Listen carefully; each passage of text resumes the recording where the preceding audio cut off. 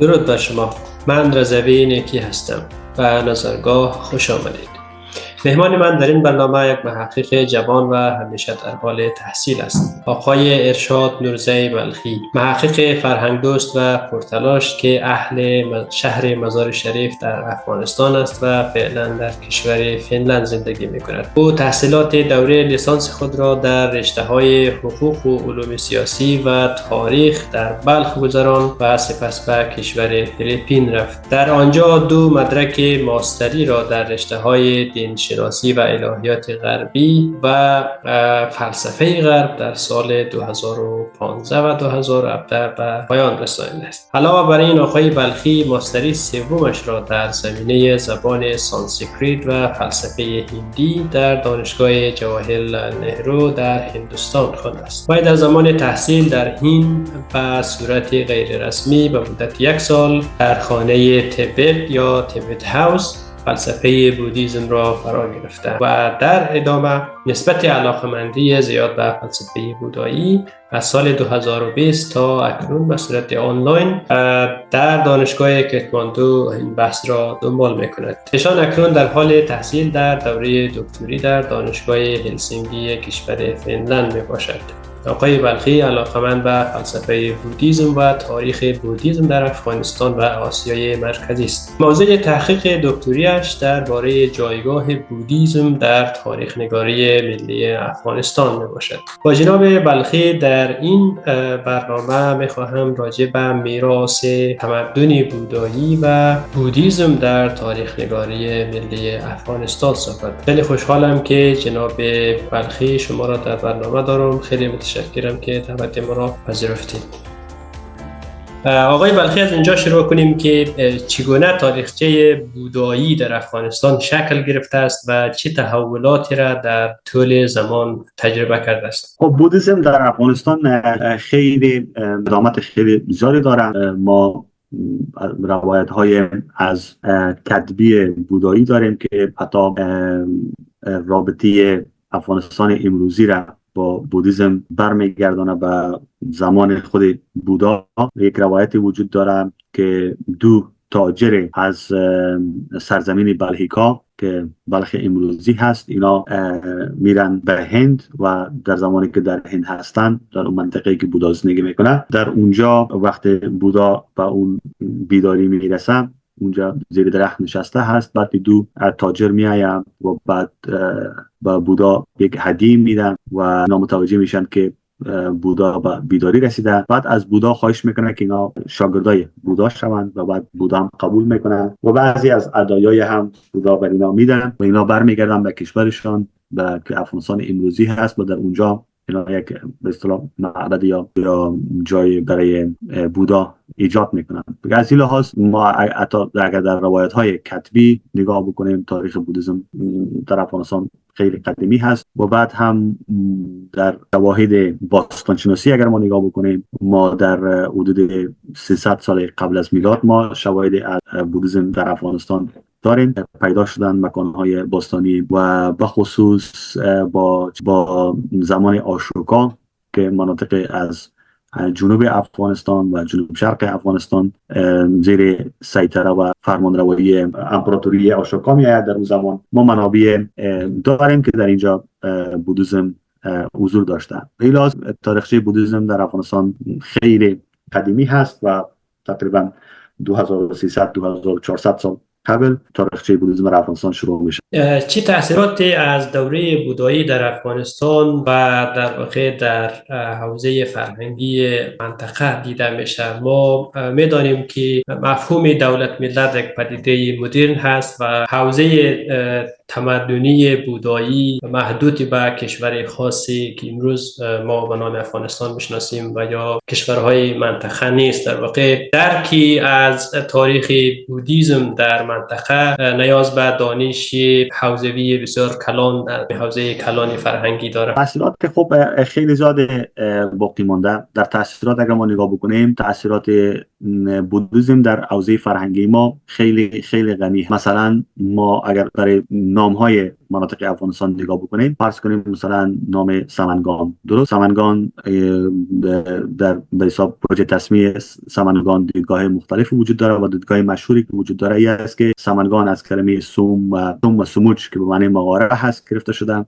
یک دیدگاه هست، دیدگاه خیلی مشهور، ممتاز، خیلی منطقی نیست، ولی اگر ما با تاریخ بودیسم منطقه برگردیم، ما در سمنگان تخت رستمی داریم. تخت رستم خودش معبد بودایی است. بعد در اینجا بودایی‌ها زندگی میکردند و بعد ما در زبان سانسکریت و پالی کلمات داریم به نام سامانگراما، در سانسکریت میشه شرامانگراما. سامانگراما یعنی جایی که بودایی‌ها زندگی میکنن، ده بودایی‌ها، قریه بودایی‌ها معنا میده.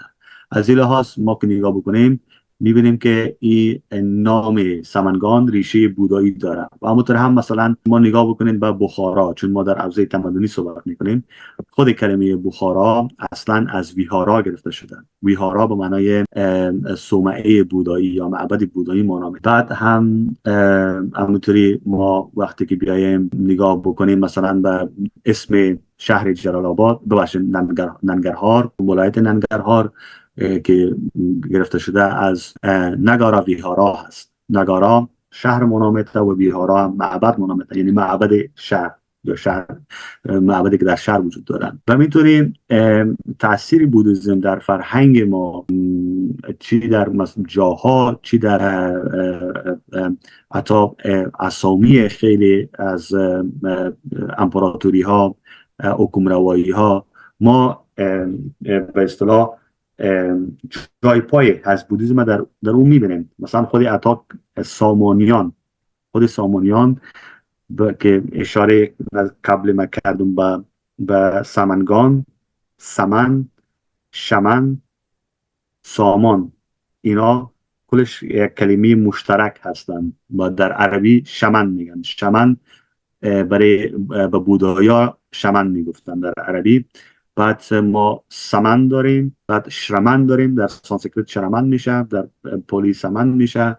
خود کلمه سامان یا سامانیان ریشه در بودیسم داره و معنی بودایی معنا میده. در این صورت ما تا وقتی ببینیم امپراتوری سامانیان و کسایی که چیز بودن، تشکیل دهنده بنیانگذار سامانیان بودن، ما در نامشان میتونیم ببینیم که اینا قبلا چی داشتن، یک بک‌گراند بودایی داشت. بودیسم داره مثلا رودکی میگه جهان چون بود است و ما شمنیم. شما تا میگن در ادبیات زبان فارسی هم کلمه شمن و سمن وجود داره که به معنای بودایی است. یا مثلا در ادبیات زبان فارسی ما به اصطلاح یک اصطلاحی داریم به معنای بت فرخار. نه اینا کلش اینا نمایندگی از پیشینه بودایی در افغانستان و منطقه دارم. در افغانستان امروز ما مثلا چند حوزه مشخص تمدنی بودایی را داریم یا در واقع در جغرافیای افغانستان امروز واقع شده است؟ کدام مراکز خیلی مهم و اساسی بوده در کل اگر ما صحبت بکنیم، همونطوری که ما اگر از شمال بیایم به پایین، یک مرکز مهم بودیسم در افغانستان پیش از اسلام بلخ بوده. بعد ما شواهدی از زائرین چینی داریم که در این منطقه میآیند و اینا از حضور بودایا و معابد بودایی در بلخ صحبت میکنن. و حتی مثلا هیونت سینگ زائر چینی که در بلخ میآید میگه که در شمال هندوکش تنها جایی که شاسترا تولید میشه یا نوشته میشه در بلخ است. شاسترا به اصطلاح امو چیز است، رساله های فلسفی هست که برش میگن در سنت بودیسم برش میگن شاسترا. بلخ هست، بعد بامیان هست در کل، بعد بگرام هست، بعد ترمز هست. چون ما در حوزه تمدنی صحبت میکنیم، نه فقط دولت ملت امروزی. ترمز هست. باز ما در چیز هم در تاجیکستان هم آدینه تیپه، اونجا هم ما خیلی معبد بزرگ بودایی داریم. شواهدش در تاجیکستان هست. بعد همونطور ما پایین بیاییم و طرف جنوب یکی از مراکز خیلی مهم بودیسم در منطقه در هده در جلال آباد هست و بعد همونطور پایین بریم دیگر از سوات دره سوات هست و خود پشاور. اینا از مراکز اساسی بودیسم در افغانستان و حوزه تمدنی ما بودند. بسیار خوب. گفته میشه که معبد نوبهار در بلخ خاصیت شبیه کعبه را در میان بوداییان داشته. آیا این حقیقت داره و این شکوه و جلال چه مدتی ادامه داشته؟ بله، این کاملا حرف درست است. خود نوبهار باز ربطی داره با همون کلمه‌ای که ما چند بار تا هنوز شنیدیم، ویهارا. نوبهار در اصل کلمه سانسکریت است، نوا ویهارا. و نوا ما در زبانهای امروزی خود ما مثلا در زبان فارسی داری نو داریم، در پشتو نوی داریم، در سانسکریت نوا به معنای نو معنی جدید. نوا ویهارا یعنی معبد نو. و بعد هم به اصطلاح کسایی که مواظبت میکردن و مسئول این معبد بودایی بودن اونا برمکیان بودن. خود برمکی ها هم اصطلاح برمکی ها یا لقب برمکی هم یک لقب بودایی است که از کلمه سانسکریت پراموکا گرفته شده. پراموکا به معنای رئیس یا مسئول یا رئیس معنا میده. و از این لحاظ هم برمکیان بودایی بودند که موظفین معبد نوبهار بودند و خود کلمه نوبهار هم یک کلمه سانسکریت است، نوا ویهارا، و یکی از مراکز خیلی مهم بودیسم در منطقه بوده که از نقاط مختلف حوزه مردم ها اینجا می آمدن برای زیارت و برای دیدن. و اینا تا ما که چیز داریم هیوانت سینگ که در قرن 7 می آید به بلخ، این هنوز هم ما شواهد داریم که حضور داشته. و بعد درباره پرچم ها یا بیرق های از نوابهارا صحبت میکنه که میگه حتی از ترمز هم مثلا دیده میشه، یا مثلا بعضی وقتا بادها همین پرچم های نوابهارا را میبره و ترمز. و جالب است معبد نوبهار در واقع بودایی ها بانیش بوده یا قبل از بودایی در واقع آیین دیگه هم در واقع در اینجا عبادت میکردن، پیروان آیین های دیگر؟ یعنی آیا کس دیگه هم بودم؟ سوال است. سوالی هست که بانی معبد نوبهار بودایی ها هست یا ای که بودایی ها در واقع دوره زرتشتی اونها بنیان گذاشتن، یا مثلا ما آیین میترایی را هم داریم در منطقه، یا اینا در واقع بانیش بودن؟ خب رضوی عزیز، باید اینا بحثی که وجود داره باید اینا با شواهد، باید نیازمند به شواهد هست و ما نیازمند به شواهد باستانشناسی داریم که باید اون مناطق نوبهار بلخ باید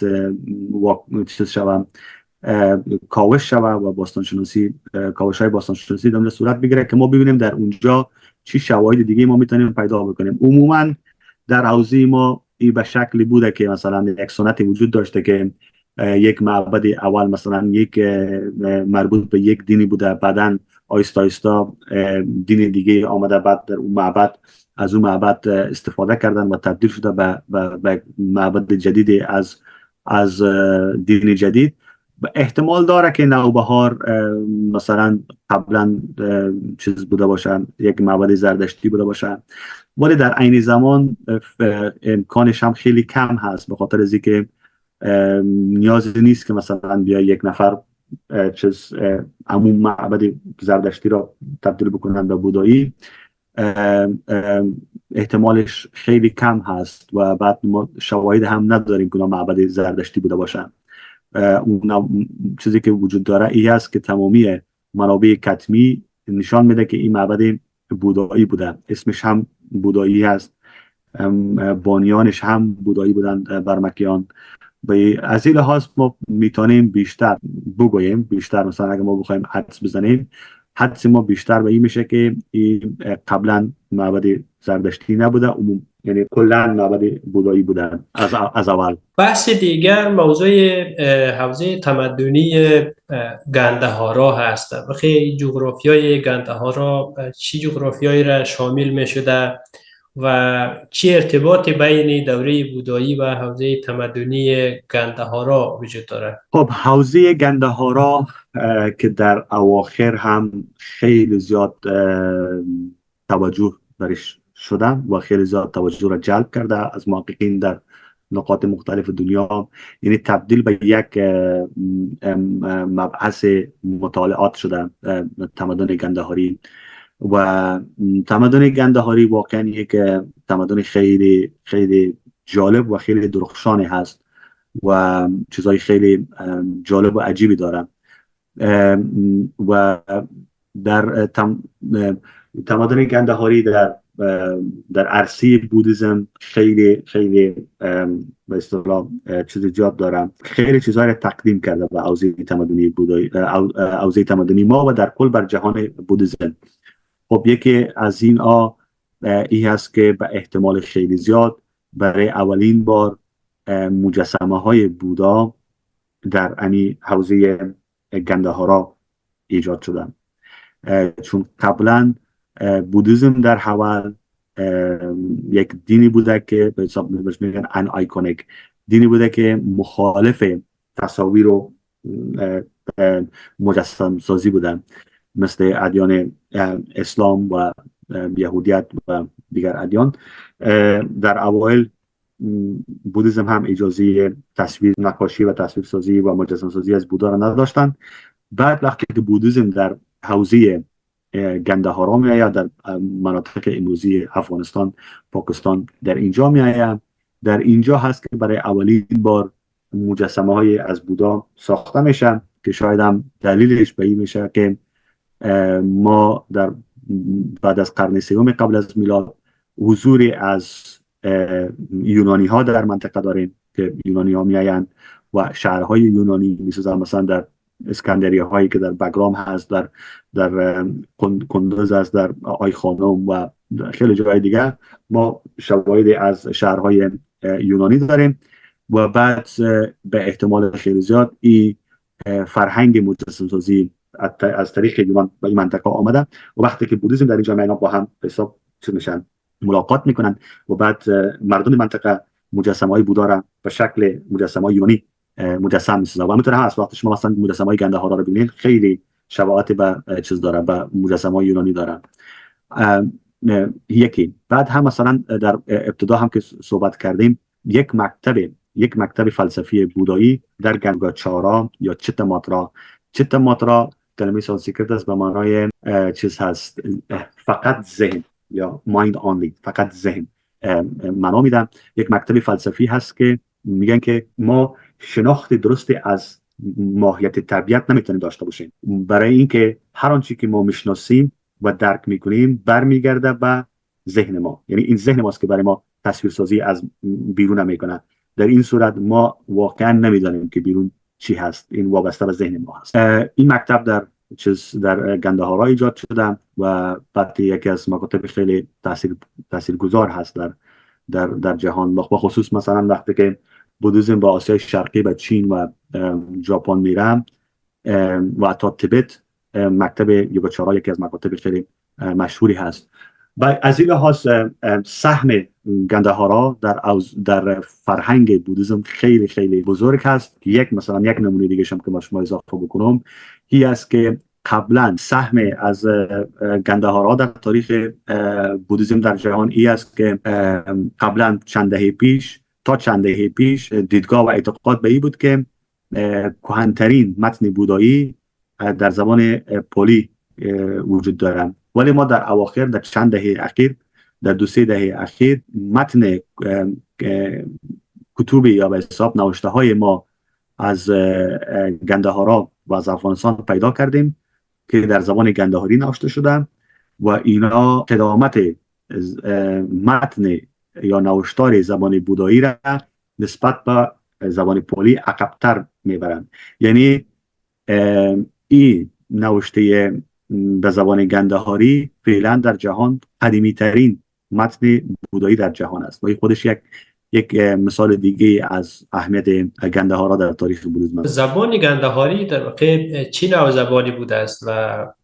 امروز چی نشانه ای ازش داریم؟ خب زبان گندهاری یکی از زبانهای ایندو اروپایی هست و در زبان ایندو اروپایی بعد یکی از زبانهای ایندو آریایی هست که در منطقه افغانستان امروزی و پاکستان امروزی صحبت می شدن و ما شواهد از این هم خیلی زیاد داریم از متن‌های نوشته های کتبی گندهاری در نقاط مختلفی از افغانستان هم پیدا شدن و بله یک زبان ایندو آریایی هست و آیا که ما با امروز با زبانهای امروزی بخوایم مثلا مشابهت بدیم خیلی سخت است، به خاطر از اینکه البته مشابهت های خیلی زیاد داره، مثلا کلمات وجود داره با زبان پشتو، زبان فارسی دری اینا هست، ولی که ما مشخصا بخوایم بگیم که با این زبان نزدیک است یا با این زبان نزدیکتر هست، اونها یکمی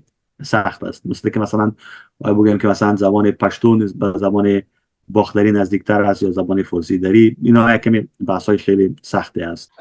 تفاوتی که در واقع یا روابط و تأثیراتی که حوزه تمدنی گندهارا بر حوزه تمدنی بامیان داشته در واقع اینا چی بوده؟ و در بامیان مثلا اولین بار از رنگ روغنی در نقاشی ها استفاده شده و واقع چیزی که کاملا نو بوده در جای دنیا سابقه نداشته. آیا اینا جدای از هم بودن یا روابطی داشتن و این دو حوزه را با هم چطور مقایسه میکنید؟ بله رضوی صاحب عزیز، در کل خب وقتی ما بیایم درباره حوزه گندهارا صحبت بکنیم، خود وسعت گندهارا در کجا هست؟ ما دو دیدگاهی وجود داره. یک دیدگاه کلاسیک هست که دیدگاهی هست که ما به حساب داریم گندهارا، پراپر گندهارا، گندهارای خاص. اون گندهارای خاص در پشاور امروزی هست، یعنی در اونجا چه دست مرکزیت دارن. پشاور تا مناطق مثلا جلال آباد و پایینتر هم مثلا تا تاکسیلا یک چیز هست. ولی حالا یک مفهوم دیگه علما ایجاد کرده به نام گریتر گندهارا که اینا بعداً با تحقیقاتی که صورت گرفته یا به حساب شواهد دیگه که از چی از نگاه کتبی، چی از نگاه مثلا هنری وقتی که مشابهت ها پیدا شده، به خاطر باز یک این جغرافیا وسط پیدا کرده به نام گریتر گندهارا. در گریتر گندهارا مناطق بامیان هم شامل حوزه فرهنگی گندهارا میشه و از این لحاظ اینا حوزه چیز هست، مشترک هست، با هم این تفاوتی ندارن. بعد هم خب در خود چیز هم که یک بحث جدا هست، نمیشه درباره صحبت کرد، در خود مثلا مجسمه های بودا هم وقتی که تجزیه و تحلیل شده میشه با ببینید ما مثلا آثار از هنر گندهاری در اونجا هم میبینیم. به خاطر اینا حوزه هایی بودن که با هم خیلی زیاد با هم وصل بودن و در ارتباط بودن. خب از نگاه جغرافیایی هم خیلی زیاد دور نیستن دیگه، چند صد کیلومتر با هم تفاوت دارن. و بعد بودیسم هم یک چیزی بودن، دینی بوده که در این حوزه خیلی زیاد گسترش داشت، تا مثلا سینکیانگ و این طرف تا مثلا بخارا و ازبکستان امروزی و افغانستان امروزی، به خاطر یک حوزه خیلی بزرگ در بر میگرفتن. و در اینجا هم باز گندهارا و بامیان و اینا که با هم خیلی زیاد نزدیک بودن، به خاطر خیلی ارتباطات فرهنگی و تاثیرپذیری خیلی زیاد دارن از یک دیگر.